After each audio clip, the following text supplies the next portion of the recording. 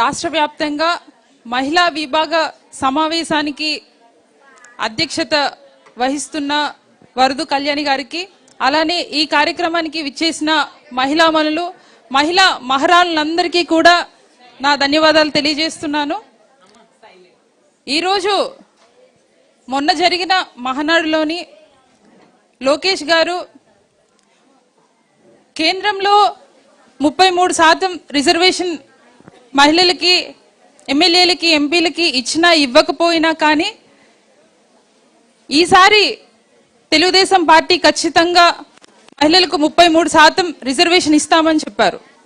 అయితే ఆయన మాటలు రాష్ట్రంలో మహిళలు ఎవ్వరూ నమ్మలేని విధంగా ఈరోజు ఉంది. ఎందుకు ఈ మాట చెప్తున్నానంటే,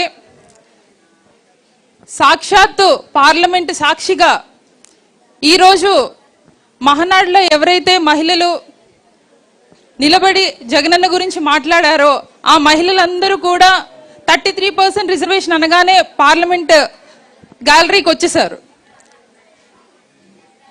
30 మందికి పైగా టీడీపీ మహిళలు కలుపుగట్టుగా వచ్చి మహిళా రిజర్వేషన్ బిల్లు ఎత్తేశారు. ఈ విషయాన్ని నేను ఎందుకు ఈ విధంగా చెప్తున్నానంటే, ఆ రోజు టీడీపీ బీజేపీతో అలయన్స్ ఉందని చెప్పి మనందరికీ తెలిసిందే. పొద్దున రిజర్వేషన్ బిల్లు, మహిళా రిజర్వేషన్ బిల్లు ఇలా ఇంట్రడ్యూస్ చేస్తున్నారు, దాని మీద డిస్కషన్ జరుగుతుంది అంటే ఇక్కడ నుండి ఆంధ్రప్రదేశ్ నుండి మహిళలందరూ కూడా కట్టగట్టుకొని వచ్చారు. అయితే ఉమెన్ని సపోర్ట్ చేయడానికి ఇంతమంది వచ్చారేమో అనేసి అనుకున్నాం మేమందరూ. కానీ సాయంత్రం అయ్యేసరికి తెలంగాణ చీఫ్ మినిస్టర్ డిన్నర్కి పిలిచారు, పార్టీ ఇస్తున్నారు అనేసరికి మహిళలందరూ అక్కడికి వెళ్ళిపోయారు. అంటే తెలుగుదేశం పార్టీ నోటితో మాత్రం బిల్లుని సపోర్ట్ చేస్తుంది, చేతల్లో మాత్రం కాంగ్రెస్తో కలిసిపోయిందని స్పష్టంగా తెలుస్తుంది. అయితే ఈరోజు ఎమ్మెల్యేలని, ఎంపీలకి 33% రిజర్వేషన్ ఇస్తారో లేదో, కానీ రానున్న రోజుల్లో స్థానిక ఎలక్షన్లో ఇస్తుందో లేదో మనందరం వేచి చూడాల్సిందే. ఈరోజు వైఎస్ఆర్ కాంగ్రెస్ పార్టీ మహిళలందరూ కూడా మనం ఇంత చక్కగా ఈ సమావేశానికి రావడం, నిజంగా నేను ఇది ఫస్ట్ టైం చూడడం, ఇలా అందరూ కలిసికట్టుగా ఉండడం నాకు నిజంగా చాలా సంతోషంగా ఉంది. ఇంతకుముందు చాలా మీటింగ్స్కి నేను వచ్చాను, కానీ ఈరోజు మాత్రం చాలా కలర్ఫుల్గా ఉంది.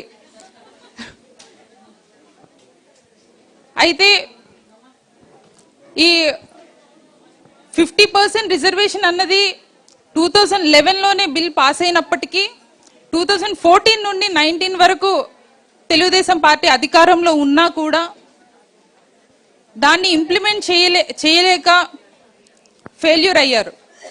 అయితే జగన్మోహన్ రెడ్డి గారు అధికారంలోకి వచ్చిన తర్వాత first time in the history of Andhra Pradesh ఒక ఎస్సీ మహిళకు క్యాబినెట్ స్థానం అందించి హోమ్ మినిస్టర్ చేశారు. First time in the history of Andhra Pradesh ఒక ఎస్టీ మహిళకు డిప్యూటీ సీఎంని చేశారు. First time in the history of Andhra Pradesh శాసన మండలిలో ఒక వైస్ చైర్పర్సన్ని ముస్లిం మహిళకు వైస్ చైర్పర్సన్ గా అవకాశం కలిగించారు. అదేవిధంగా మరి స్థానిక ఎన్నికల్లో కావచ్చు, నామినేటెడ్ పదవుల్లో కానివ్వచ్చు, కాంట్రాక్ట్ సర్వీసుల్లో కానివ్వచ్చు, మహిళలకు పెద్దపీఠం వేశారు. ఈరోజు అదేవిధంగా జగనన్న అధికారంలోకి వచ్చిన తర్వాత వాలంటీర్ పోస్టుల్లో కూడా దాదాపు 57 నుండి 60% మహిళలకే అవకాశం కలిగించారు. అయితే ఈరోజు తండ్రి ముఖ్యమంత్రిగా ఉన్న, తనయుడు మంత్రిగా ఉన్నా కూడా కేవలం 33% అని చెప్పడం జరిగింది.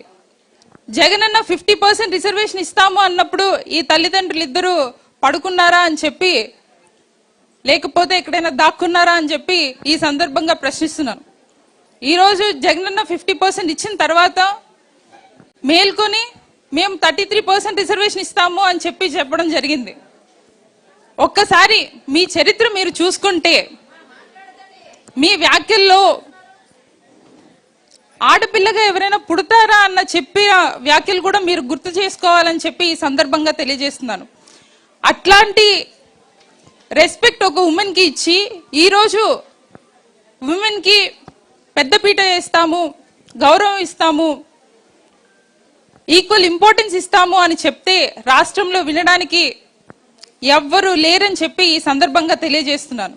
అదేవిధంగా మరి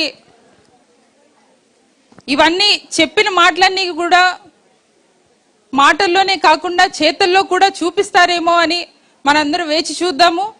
కానీ ఈ సందర్భంగా 2029లో మాత్రం మన రాష్ట్రంలో నలుమూలల నుండి ఈరోజు ఎవరైతే మహిళలందరూ కూడా గ్యాదర్ అయ్యి మంచిగా సమావేశానికి వచ్చారో అదే విధంగా మనందరూ కూడా కలిసికట్టుగా జగనన్నను ముఖ్యమంత్రి చేసుకునే విధంగా మనం అందరూ కూడా కష్టపడదామని చెప్పి ఈ సందర్భంగా నాకు ఈ అవకాశం ఇచ్చిన వరదు కళ్యాణి గారికి ధన్యవాదాలు తెలియజేస్తూ జోహార్ వైఎస్ఆర్, జోహార్ వైఎస్ఆర్, జై జగన్, జై జగన్.